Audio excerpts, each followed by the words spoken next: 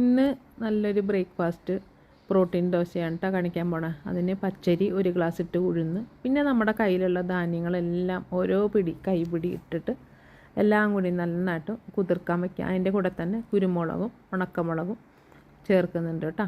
എരിവൊക്കെ അവരവരുടെ ഇഷ്ടത്തിന്. എന്നിട്ട് നന്നായിട്ട് കുതിർന്നതിന് ശേഷം നന്നായിട്ടൊന്ന് അരച്ചെടുത്ത് ഒന്ന് പൊങ്ങാനായിട്ട് വെക്കുക കേട്ടോ.